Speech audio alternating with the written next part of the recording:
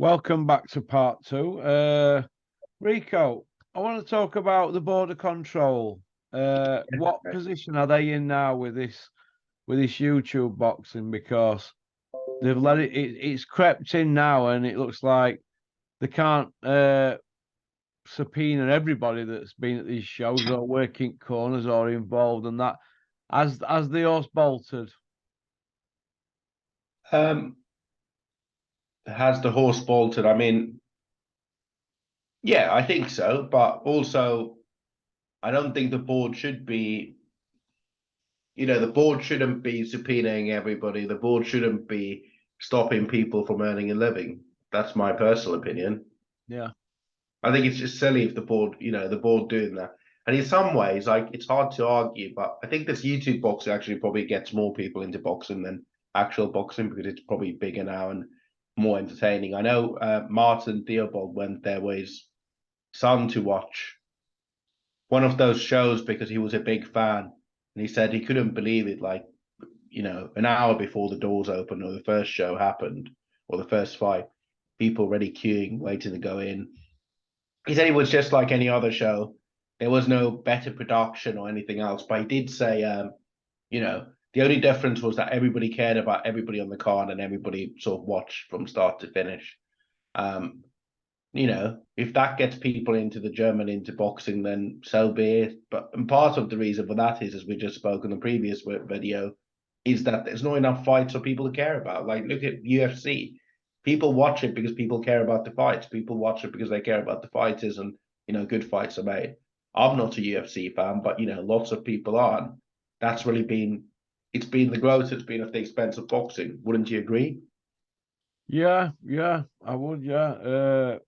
But I don't see these YouTube fans that are filling Wembley Arena at 10,500 to watch that KSI load of rhubarb. I don't see these fans filtering into boxing. I don't see it. Where are they?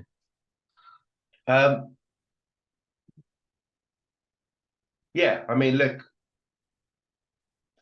it's quite a different type of sports, I imagine, in many ways. So, people are there to watch these fans, but if it probably gets people more interested into joining gyms. But why would you watch? It's like watching WWE.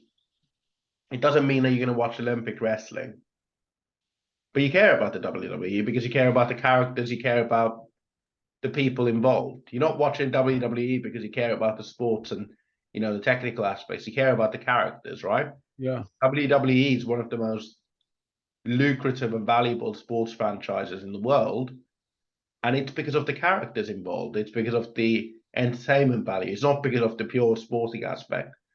I mean, would you, think about your kids or kids your kids' age? Do they want to be watching Fraser Clark fighting against somebody we've never heard of? Do they want to be watching, Jack Massey, Joe Parker? Do they want to be spending 6 hours of their Saturday watching an event where they might care about one person? They might like Krusher Eubank Jr., but the rest of the 5, 6 hours, you don't really have anything super entertaining. And you feel that's why this YouTube stuff's taking off and that people want entertaining, Rico? Well, it's less about people want entertaining. I think it's more about people care about the people they involve. Uh, People care about the YouTubers. People watch their content. People watch their training diaries. People know who they fight against. They are good at entertaining and selling the stuff, and they're reaching a completely different audience. I don't think the audience that care about YouTube boxing tend to be the same audience that care about boxing. And boxing only has itself to blame. You can't blame YouTubers for coming in and monetizing. If YouTubers want to play football and they want to watch football, then do you think Man United fans or Liverpool fans wouldn't watch their team? They'd be more focused on that. I don't think so.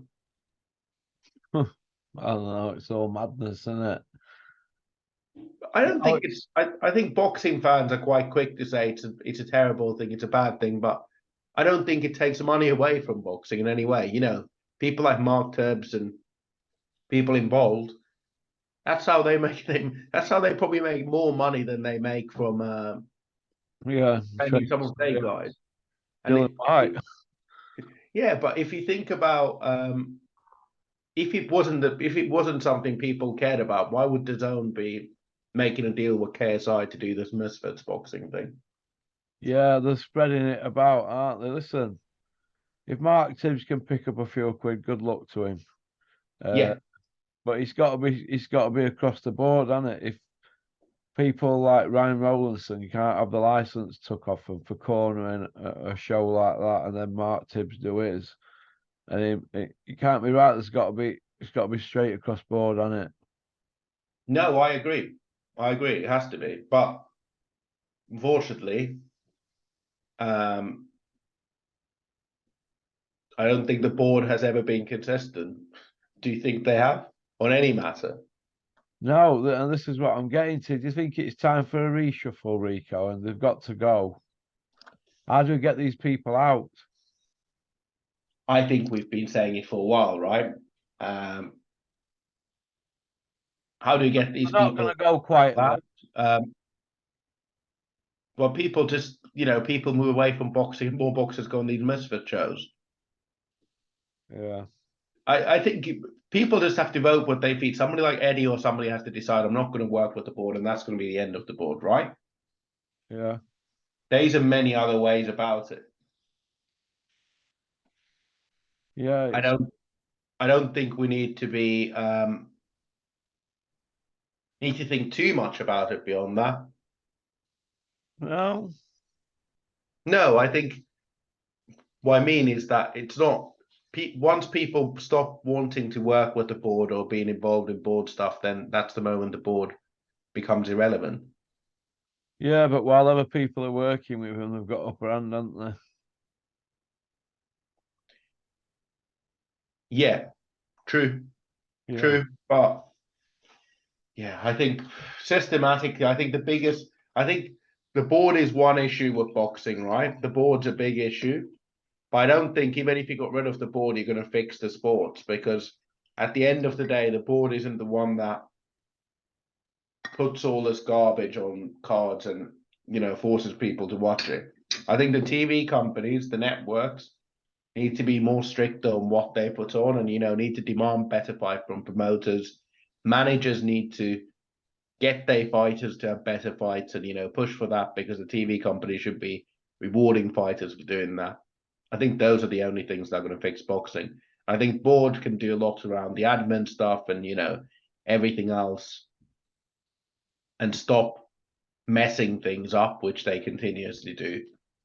Yeah. But yeah, I think the big thing is really, I think the big thing has to be, the big thing has to be trying to essentially make boxing fights better. Yeah. Yeah. What do you see happening with Usyk and Fury? Do you think it's going to happen, or do you think it's just going to be one big mess about? Yeah, again, right? We've been led down this part of a fight that everybody cares about, knows needs to happen, and we spend months talking about it. Months, Yeah. silly, isn't it? Like, Yeah. why can't the fight just happen? Is it that hard? It's not that hard, is it? Yeah, it's for me, it's complete stupidity that we can actually have these. They can go months, because the only thing it's harming is boxing, right? Yeah. Not harming anything else apart from boxing. Yeah. I mean, who have you got to win out of them two, Usyk? I think Fury is going to win that easily just by size. But again, we spend so much time dedicated at talking about fights that might happen and might not happen. I mean, how many episodes have you done about Joshua against Fury? Remember when when Eddie Hearn told us that fight was definitely happening, and it was going to be made, and Yeah. remember that? All that rhubarb the feathers Yeah, and and no sugar. obviously It was never even being close to being made. We were just being conned as usual. They were all in on it. They're all trying to outdo each other, aren't they? Yeah, well, that's all they care about, right? You know what I mean? It's what do you see happening with DAZN RIKU at the moment? Because they're in deep, aren't they? Now, aren't they? With DAZN. Yeah, the zones. I think I don't know, but the UK market just hasn't taken to. I know only of one or two people that have ever mentioned the zone that are not boxing fans to me. Maybe this Misfits boxing is their last sort of Hail Mary attempt, but I genuinely, I think they've realised that Eddie spent a lot of money for them, and the results have been pretty poor. Would you agree? Yeah, and Eddie's had his 20%, hasn't he? Exactly. So if Eddie's spent $1 billion, what's 20%? 200. Yeah. Well, I think as many people say, there's probably a lot of clauses and other things in that, right? Like they didn't just hand him the money, right? I imagine he had to deliver certain things and they probably slashed his budget. I think this Misfit money is coming from his budget, if that makes sense. Yeah, He hasn't delivered. yeah. Yeah, and obviously they're trying to get Oscar De La Hoya on side, aren't they now? Yeah. And he'll be loving it, won't he, De La Hoya? Well, you know how Oscar is. If Oscar had a chance to stick a knife into Eddie, he'll do whatever he can. Oh, they'll not respect Eddie because Eddie's not from the streets, is he? It's I think some of it's that, but I think it's also Eddie has a great way of winding up people constantly. Like he's just not very he's smarmy, isn't he? Yeah, yeah. What do you think to Bricktop's rise back on his perch? What do you think? Is Bricktop back on his perch, Rico? I think to an extent, but again, like if you're thinking about if British boxing was a 10 at the height of Eddie's in terms of excitement and popularity, it's probably now at a 3 or 4. And if Big Top's doing really well in the context of British boxing, the backdrop is British boxing hasn't been doing well, right? So Yeah. he's back in where he was, before Eddie joined, where he was the king. He was top of the perch, but people didn't really care about boxing. Yeah, Outside of Fury, the man or the woman on the street, how many people actually know any of his fighters? yeah, exactly. Yeah. What do you see happening with Yard and Beta Beef next week? I mean, look, evidence would suggest that Beta Beer was going to beat him, right? Yeah, Everything we know about boxing. Uh, but he turns 38, 39. yeah, Callum Smith fought well against him, right? You yeah. just never know. But I think you know what? That's another fight we care about. Yard has given us lots of fights that we care about. The one thing we cannot knock about Anthony Yard is that he's given us lots of fights that we do care about. Yeah, well, he's been in with Kovalev and he was a roadman killer, Yeah, exactly. literally. And now he's in with another literally roadman killer. You love a good roadman killer, don't you? Well, Beta Beef's run over everybody he's fought, hasn't He has. he? You know what I mean? Nobody escaped the hospital, did they? Yeah, yeah. I think he's definitely one of the most exciting fighters in the sport. Yeah. What do you think to Dalton Smith, Rico? Another guy. I mean, how long has he been a pro? Right. Let's check. How long has he been a pro? He's 25 years old. He's 13-0. We've seen him since 2019. He's fought again, like some people, some of these guys have decent records, you know, he's ascending, but again, I just too many of these British guys. You just don't know how good they are until they reach a certain level. You know what? Put Dalton Smith in with O'Hara Davis, and let's see how good he is then. Put him in with some of these guys in the world ranking, some of these decent ones like Sander Martin, you know, the Spanish guy.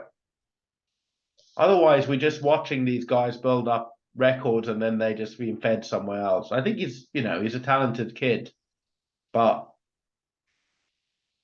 again, we've seen this too many times, right? We see this all the time. Yeah, so is jury out on whether he's going to win a world title then? Yeah, I mean, look, it's a good division. I think it's a really, you know, it's a strong division. You've got Prograis, Josh Taylor, Teofimo Lopez, Ramirez, you know, Gary Antoine, Russell, just looking at some of the names. Pedraza, Gomi, Ryan Garcia, Zepeda.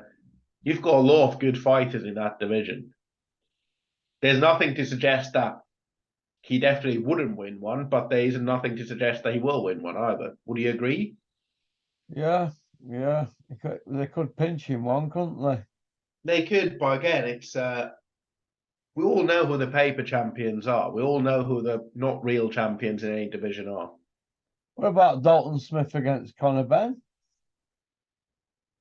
Yeah, again, although Dalton Smith's probably he's a weight class below Conor Benn. He's a weight class below. He could step up, couldn't he, for Conor Benn? Conor could come down at half a weight. I mean, he had Eubank do that. Yeah, I mean, look, I'd watch that, but then that fight doesn't lead to anything for neither fighter. That's my problem with that fight.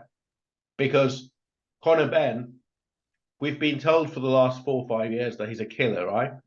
Stick him in with some of the Americans, see how he does against Boots Ennis or, you know, Thurman or Danny Garcia, you know, one of these guys. See how he does against one of them. Stick him in with what's that kid that beat Josh Kelly? Avanesian. Stick him in with Avanesian. See how he does against him.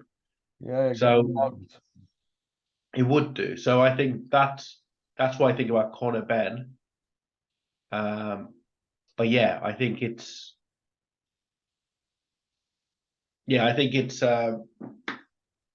with Dalton Smith. Let's stick him in with some of these other people in the UK, Robbie Davis Jr., O'Hara Davis, and see how he fares against them. you reckon, yeah? Yeah, because why can't British guys fight against each other when they're coming up?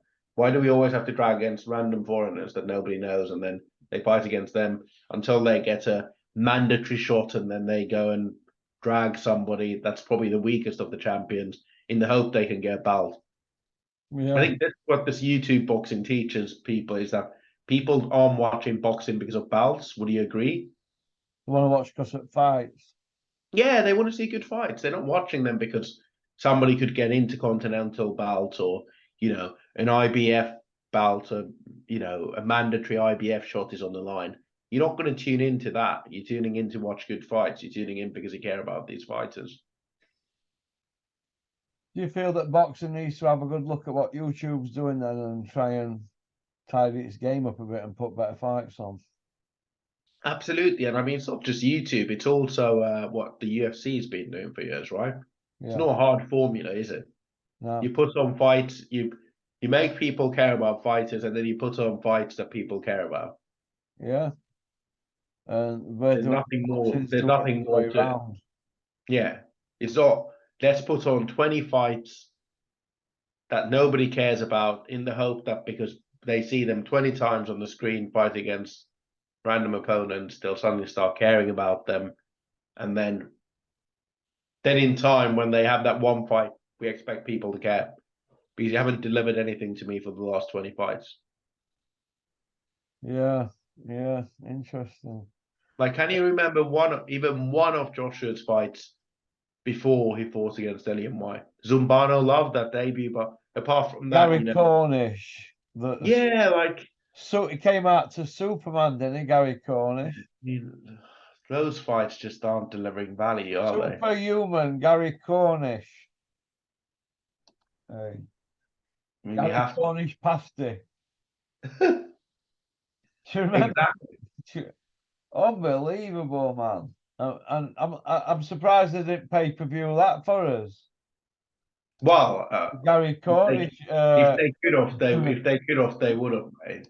Believe me, trust me. Big Meat versus Cornish, two worlds collide. They were trying to sell it as some British, English, Scottish, Anglo war and all that, weren't they? Oh, they were. Yeah, I That was remember that. all that. Yeah. Oh, Eddie, get home, man, Eddie. Have a day off. Yeah, they do you remember the thing they had like Cornish had the whole Braveheart stuff on his face. Yeah, go on, Gary Cornish, lad. Go on, pick up them bags, kid. Dennis is not happy with Jack Massey, Kevin Marie, Ben Shalom. What do you make of it all, Rico? Well, I think Terry did a really good podcast. I encourage everybody to listen to Terry's podcast on the topic. But I think what I would say is that it's the usual, right? Somebody gives somebody an opportunity behind fighters' backs. And I mean, I don't know the ins and outs, but I would imagine behind Dennis's back, they've gone to Sky, begging for an opportunity. Sky have given them an opportunity to fight against Parker. Parker. And then, yeah, I would imagine, um, they've taken it without consulting Dennis. Dennis has put all this money and time, and now he's going on to Sky and he's giving the sob story about, how he was working in scaffolding and he wasn't getting good opportunities, and he's a unlucky Cinderella story. And I think Terry summed it up in his episode. Have you listened to Terry's episode? Yeah, I've heard it. Yeah, I'm gonna put it on the channel tomorrow. Yeah, I'll get Cameron to put it on.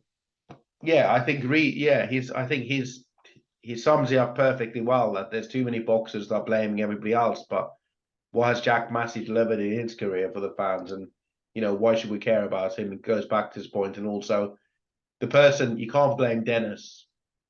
You can't blame Dennis for your misfortunes. I think that's unfair. Well, I mean, Auntie had a pop at his critics in an interview or something. Yeah, but Where's he going now, him, Jack Massey? I mean, do they care about him now? Sky won't, will they? No. Why would they? He'll be donkey fodder now for people like Fraser Clark, won't he? I don't. I think he'll go back to cruiserweight, and they might they might give him to Chris Smith or someone like that. Chris Smith will flog him. Yeah, he will do. But they'll say this guy who acquitted himself well against Parker.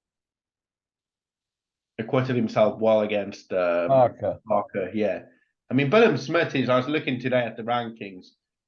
Billum Smith is sort of top 5 ranked in a few governing bodies, so he's not far off a world title shot. And obviously Richard Riakpo's, I think, a level beyond Chris Billum Smith, and I think Richard Riakpo showed yesterday some really good skills. I thought his body shot was well, and he's a patient guy, and I think he's got a big future. And I think Richard Riakpo, imagine Richard Riakpo against Jack Massey now. Oh my God, he'd light him up, wouldn't he? He'd put Jack Massey on planet Jupiter. Yeah, exactly. Like Eubank last night, he'd sit him up there on moon. Because Eubank were lit up, wasn't he, last night? Yeah, I don't think he even knew where he was. Like the way how he was stumbling around and walking around, you kind of looked at him and you saw this guy doesn't have a clue where he's at. He'll be doing interviews now, Eubank Jr., saying, yeah, I was still fighting, I was still throwing punches, I'm a warrior, I'm a warrior. That's what he'll be saying now, Rico. Yeah, I think look, if he's broken his orbital bone, it looked like that, didn't it? Yeah, that's all on the side of his face. So I don't believe he'll come back after that. He doesn't want to, like Kell Brook, right? He doesn't want to come back, potentially lose his eyesight, shatter it again. it's just better off not coming back anymore. Yeah. Big Meech, what does he do next? I mean, we know he's fighting this Franklin guy and that, but who's going to train him? And has he overloaded his brain with all these trainers, different informations, do you think? No, I just don't think he knows what he wants, right? It's one thing. Every time you lose, you can't just change trainers, right? Surely that's a way of you absorbing yourself from your own responsibility. Like, tell me another fighter, every time they lose, they change trainers. I mean, we see that's not a successful recipe for boxing success, right? Yeah. So I think that's one thing. The other thing is look at the people around you, the 258 guys, everybody else. Like, you probably need to ask yourself, like, what are these guys doing for his career? Forget about the trainers, but are these guys helping? If it's cousin Benga, who has no boxing experience in terms of top level management or anything else, if he's in charge of managing the camp, procuring sparring partners, is this the best guy to procure sparring partners? Is this a guy that has been in the game for years and understands what Joshua needs? Do we need all of his weird mates hanging around the gym and everything else? Surely that's the problem Yeah. more so than any trainer. No trainer can fix that problem. It's Joshua's camp at the end of the day. And even if a trainer were to say, leave the gym, if Joshua wants them there, they're all getting paid by Joshua. Nobody wants to upset the apple cart. So I think the problem really is Joshua himself, and he needs to look at himself. He's a victim of his own success, and it's like overfeeding your dog, isn't it? Yeah, You're showing love, but you're killing your son at the same time. well, that's it. There's I think part of the reason why he probably is going to the US is because he wants to get away from those situations, and he doesn't know how to tell AKA Skins and everybody else that they need to leave him alone. I just saw his skins. Hit the turf. Hit the turf, kids. AKA Skins hit the turf. Hit the turf, dude, and get gone. That's what it needs. It needs somebody to take charge of the situation. We've all heard stories about them strutting about Meadowall, in their ice cream outfits, all matching tracksuits and that. Do you know what I mean? And going up near Fountain to Nando's and that. Who cares about them? But why does he need all them people around him if he's just going for a takeaway or a bit of shopping? What's it supposed to be? An heavyweight boxer, isn't he? Ali never had all that around him, did he? Well, Ali did have entourages, but the difference is He Ali. never had bodyguards, though, did he? No, and the difference is also like when you in training camp, that's one thing. It's definitely if you're doing it when you're not between camps, but you don't need 10 or 15 of your mates hanging around when you're in camp, right? Camp's meant to be an isolated place where you, in solitude, focus on only one thing and one thing only. People leave their families for months when they go to camp, right? Yeah. You go in the middle of nowhere, training up in Big Bear or wherever, right? That's that's what boxers do. You have to have some sacrifice in life to get to the top, right? And Yeah. Joshua, on the other hand, doesn't seem to want to sacrifice. He can't even leave AKA Skins and Co. for 3 months while he's in camp. It's ridiculous. Yeah. What next for Sonny Edwards, Rico? He's a long reigning champion now, isn't he? World champion, isn't he?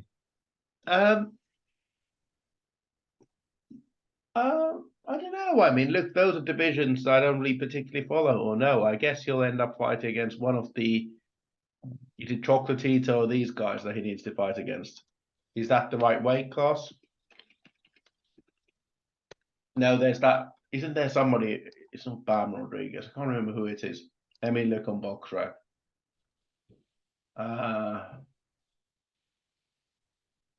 Yeah, again, you look at Julio Cesar Martinez. I mean, that's one opposition potentially. But these weight classes, like, do we know any of these fighters there? Do we care? I wouldn't want to watch Sonny Edwards, particularly myself. I mean, Jesse Bam Rodriguez is there. The weight class above Estrada's there. Gonzalez, Chocolatito's there. That's a good weight class, right? So Tanaka, I think he needs to go up a weight and fight against these guys because that's the way that people are actually interested. These are guys that people are interested in seeing. Yeah, you feel that Sonny might have missed the boat? Yeah, I mean, look, Estrada's 32, Chocolatito's 35, but Bam Rodriguez is only 23 years old. So, Bam Rodriguez beat Rung Visai and Cuadras. So I think, that's a potential good fight. But he could still go up and, fight against your Rung Visais or Estradas or Chocolatitos. But he's never going to be in that mix for those guys when you had Rung Visai, Estrada, Chocolatito. Like that was a holy trinity of stuff. Yeah, I see where you're coming from. Because with Sonny Edwards, we don't have he's won belts and he's had a really good career, but we can't remember him from a single fight. Like there's no single moment that I could tell you which I really enjoyed of Sonny Edwards' career. If he retired tomorrow, I'd remember him as a world champion. I'd never consider him as somebody that's has had a super interesting career that I'm going to look back at DVDs of them. Yeah, I see what you mean. Yeah, it's that weight class that nobody really cares about, isn't it? Yeah, and also like with Chocolatito, what was he like 50-0 for or 40 something 49-0? Yeah. And nobody cared about him until he started fighting against Estrada. He had the Rungvisai rematch. This is the problem. I mean, this is the thing why I was saying earlier about boxing. It's really about people caring about the fights you fight and fans being entertained and excited. That supersedes any records, any bouts, anything else. And that's not a thing that boards can fix. It's only the networks can fix, and promoters, networks, managers are the only people that can fix, and that's the only thing that's going to get people interested in boxing. What did you make of the Paul Butler situation, Rico? There were no TV or anything. Nobody showed any interest at all, did they? Yeah, I mean, again, Paul Butler's going there as an opponent, right? He's going to Japan as an opponent, and he lost in 11 rounds, so I think that was a bit of a surprise. But if you think about Inoue as a boxer, he's probably pound for pound, you'd say probably top 2 or 3 fighter in the world, right? Yeah. But unfortunately, given his weight class, and because he doesn't speak English and stuff like that, given the fight was in Japan, so it would have been at what 1-2 p.m. in the afternoon, or Yeah.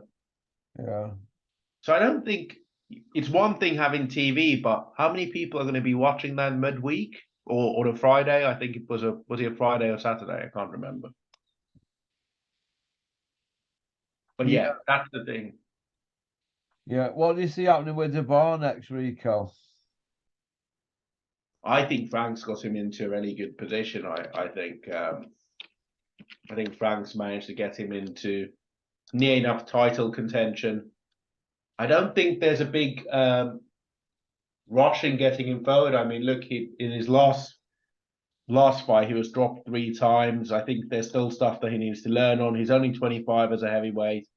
He's 19-1, 18 stoppages. I think there's a lot for him to learn still. So I think Frank's got him in a position where essentially once Fury and Usyk vacate, I think Dubois is going to be sort of next in line there. You're going to have the likes of Dubois, maybe Wilder, Joshua going for another one. I don't think Fury and Usyk are going to be around in 2 or 3 years' time. So I don't know if Joshua is going to be around either.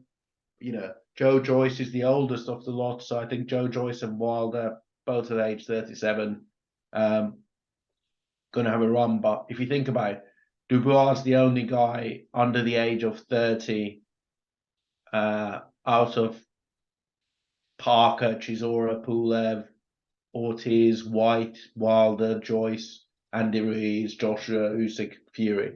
So you give him 5 years, 4 or 5 years, and he'll have a good run. But I think they just biding their time, but they've got him in good position. What do you think of that Moses Atomo? Yeah, you know what? Interesting. I don't know whether that's a bit of a marketing sort of ploy to get people really interested, but I'll be interested to see how quickly they move him, because even if they move him quick and he fails, if he can get into a decent level in 4 or 5 fights and fight against good opponents, I think that for me would be proof that Olympians like Fraser Clark and others, they don't have to have the 15 fights against nobodies and then be stepped up British, Commonwealth, European, into IBO, or IBF Intercontinental, then biding their time, and that's always 6-7 years time. It's like He's a not 6-7 lost an amateur fight, that kid, has he, that Moses? No, and look, if they can get him in 10 fights or 12 fights to have a title shot, and he steps up and improves, then I think it's just proof that the boxing model today is wrong. What will be interesting to see is how they get the money up there, right? Like, how do they actually get good opponents? Because you're going to have to pay some of these opponents good money to fight against somebody that won't be known outside of the UK really particularly well. Yeah. Okie dokie then. Well, listen, thanks for coming on, Rico. It's been a pleasure. I hope you're well. Good, thank you. Yourself as well. Yeah, you have a great Sunday, my friend. Well, let's see how Man United gets on against Arsenal. I'll tell you if it's a great Sunday or not. Well, you're top at league, aren't you boys? No, Arsenal. I support Man United, so Sorry, I thought you were Terry's an Arsenal supporter, so he'll be excited. But yeah, let's see. All right. All right. Take care, mate. Take care, my friend. Bye. All right. Cheers. Bye. Bye. Well, that was Rico. It's always good to have Rico on. He's a good friend of mine. Likes a good night out, Rico. He's one of the lads. Okie dokie. I better get this sent over to Cameron's, get in the shower and get to Lincoln. Peace out.